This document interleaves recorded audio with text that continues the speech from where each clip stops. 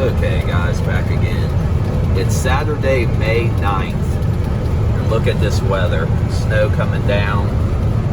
It's what my windshield looks like. About right here. It started when I was in Lodi, Ohio. Lodi, Burbank. And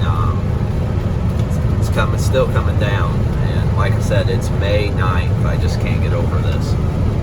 So, anyway, I was going to talk about the truck drivers that were protesting out in DC and Chicago and all that stuff, and what I think about it. I'm trying to think of how to word this. I think that I don't see nothing wrong with it because people protest about all kinds of stuff. It's stupid. But here's my thing about life.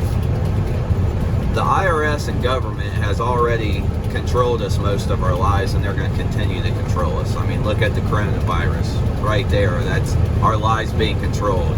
You know, stay at home, don't work, everybody closing down a lot of manufacturing places and businesses and work from home, you know, because the government controls us. They tell us what we can do and what we can't do.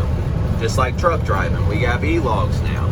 They tell us when we can drive, when we can sleep, how many hours we got to go to here and there.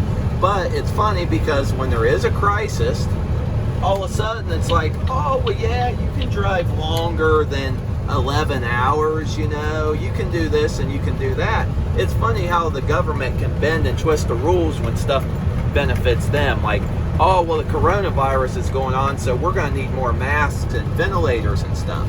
Well, we know that everything in the U.S. is hauled by truck. So, oh yeah, let's let the truck drivers drive 14 hours now, and they can still get their 8 hours of sleep. You know, let's bend the rules now. But DOT, you know, pulls you into the scale house or pulls you over on the side of the road and does an inspection, and you drove that long, you're in trouble. So what I'm getting at is you know, I'm going to backtrack a little bit and say life is not always fair, you know. When I was in high school, you know, sports didn't work out for me. The Marines didn't work out for me. Nothing in my life has really ever worked out for me. And, you know, people say you're bitter and everything else and this and that. It's not that I'm bitter. It's just that I respect everybody the same. It don't matter to me if you're a firefighter, police, military, truck driver, factory worker, CEO of a bank. I don't give two shits about what you do or how much money you make. I'm all about respect. You give me respect, you get all my respect. If you're going to come up and just be an asshole toward me, then I'm going to give it to you back. I mean, that's just how it is. And so, but there's politics, just like I said, with the government. There's politics in high school. There's politics in college. Whether it's grades, whether you're playing a sport in college, the best will not always play. The best will not always make pro. I mean, I've seen some amazing athletes I've played against that has never went pro, and I think they should have. And, you know, there's other people that's in pro that I think's garbage that made pro. So, once again, you know, it's like, who did they know or how did they get there?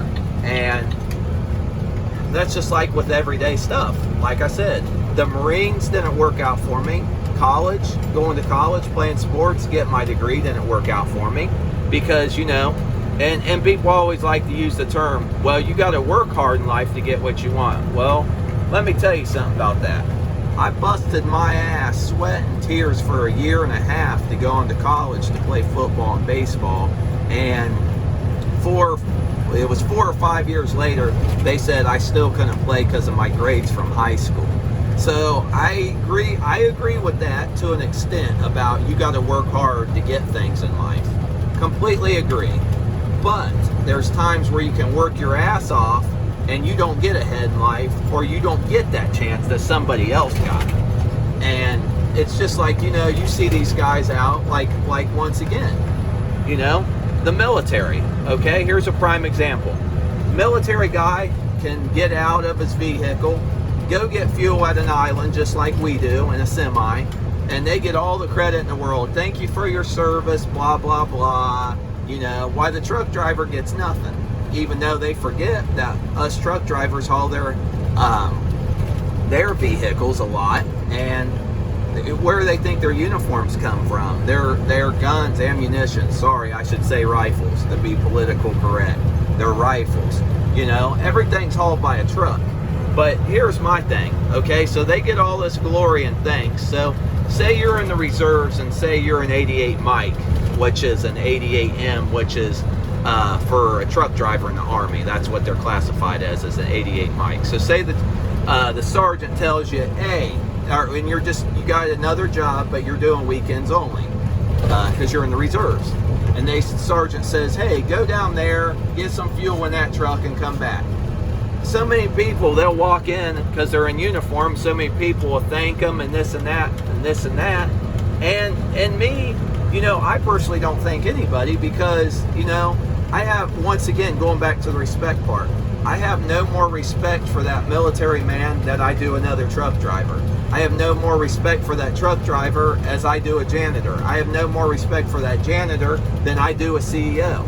I have no more respect for that CEO than I do a factory worker. So, am I better? Do I hate military? Absolutely not. I respect everyone in every job.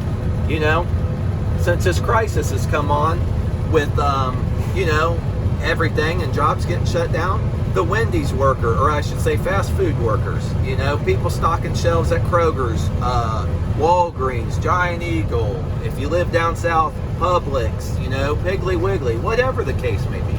I respect everybody and always have.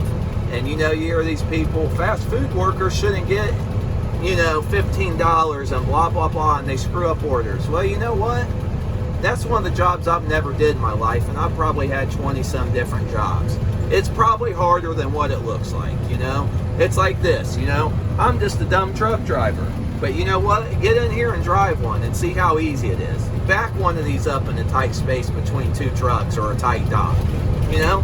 And then come back to me and tell me how easy it was for you. Every job is hard, and I'm sure fast food is fast-paced, and, you know, so I respect them people. But like I said, I respect everyone. So, like I said, in life, no matter how hard you work, you can be the best at anything. And just because you are, don't mean that you're going to make it, or you're going to go pro, or you're going to whatever. I mean, there's always, like I said, politics. So going back to what I think about everybody protesting, you know, I kind of agree with the truck drivers. They're fed up with it, you know.